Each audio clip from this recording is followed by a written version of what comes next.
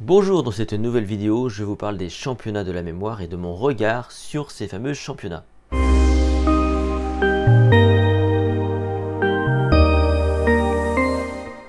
C'est en 1991 que les championnats de la mémoire prennent naissance sous l'impulsion de Tony Buzan, qui est donc le créateur du mind mapping, et de son compère Raymond Keane, qui lui est un joueur d'échecs. Donc on est en 1991 et il faudra donc attendre 2015 pour voir apparaître ce championnat en France.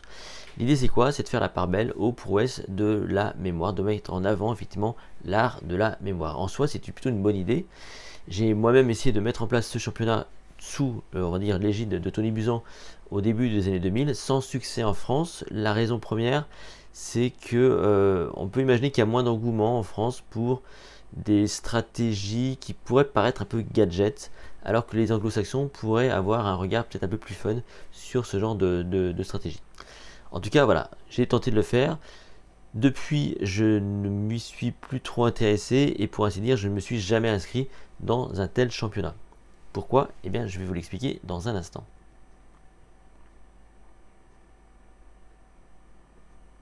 D'abord, c'est quoi le championnat de la mémoire? Eh bien, c'est l'art et la manière, donc c'est une compétition où des gens vont s'affronter, où c'est l'art et la manière, si vous voulez, de montrer qu'on est capable de retenir des chiffres, des dates, des noms, des prénoms, des visages, des images, des mots, et puis on va dire une épreuve phare qui fait référence, c'est la mémorisation d'un jeu de cartes mélangé. Donc on mélange un jeu de cartes, on vous le donne, vous devez être capable de le restituer, et aussi de mémoriser plusieurs jeux de cartes, donc jusqu'à un certain point, et de montrer également qu'on est capable de retrouver toutes ces cartes, tous ces paquets de cartes qui reviennent pour le coup, et là ça devient un peu plus compliqué. Tout ça, ça se fait dans une salle évidemment, sous le contrôle d'examinateurs, avec des temps limités, et ensuite donc on désigne un champion. Donc il y a des championnats de France, championnats du monde, championnats d'Angleterre. Voilà, on peut aller dans tous les pays où il y a des championnats et postuler pour faire tout ça. Pour autant, voilà, ça paraît intéressant, c'est sympa. Maintenant, voilà, je trouve qu'il y a des limites à tout ça. Et c'est la raison première pour laquelle je ne me suis jamais inscrit à ces championnats et je vous explique en détail pourquoi.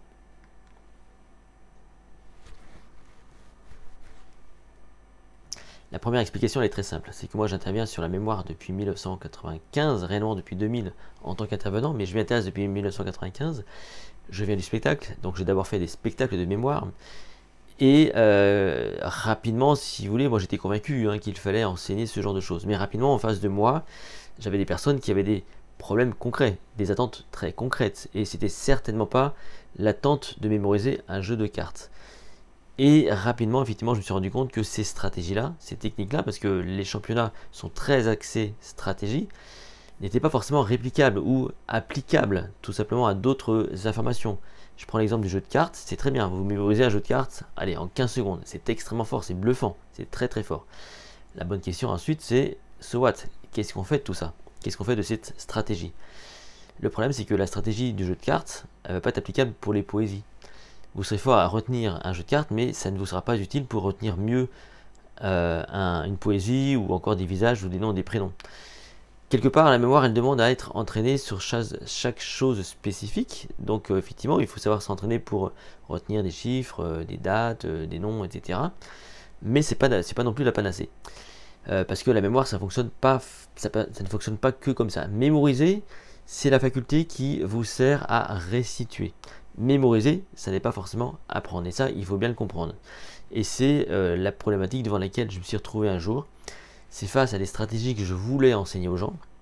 En face, les applications n'étaient pas forcément concrètes pour les gens, ni si évidentes que ça. Parce qu'effectivement, quand vous enseignez une méthode comme la méthode des lieux, et que vous voulez apprendre une langue étrangère, eh ben, ça ne sert à rien, tout simplement.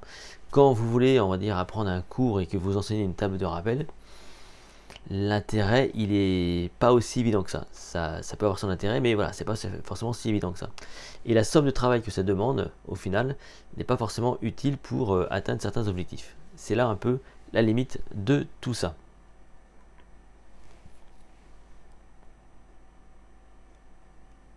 En pratique, si vous voulez, tout ce qu'on fait autour de la mémoire, avec ces championnats, par exemple, sont plutôt bénéfiques. C'est plutôt pas mal, c'est toujours très bien parce que vous allez vous entraîner à retenir des visages, à retenir des noms, des prénoms. C'est très bien parce que dans la vie de tous les jours, quelque part, c'est un petit peu ce qu'on nous demande, quoi, hein. Maintenant, je vous rappelle 3 choses. C'est que la mémoire, elle s'appuie sur votre capacité à être en forme, ça c'est la base, parce que la mémoire, ce n'est pas un muscle, ce n'est pas un organe. C'est donc une faculté qui effectivement s'entraîne, mais ne se muscle pas, on va dire au sens strict du terme. Ensuite, vous allez effectivement devoir automatiser les stratégies, et ça, pour le coup, le championnat, c'est intéressant de montrer qu'une stratégie qui est automatisée, ça a de l'importance, c'est parfait, c'est très bien. Ce qui manque maintenant, si vous voulez, sur ces 2 championnats, c'est l'application concrète des stratégies. En l'occurrence, c'est le 3e pilier.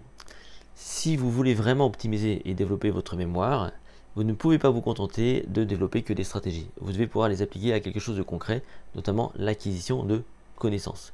Parce que c'est bien l'acquisition de connaissances qui va densifier votre réseau neuronal.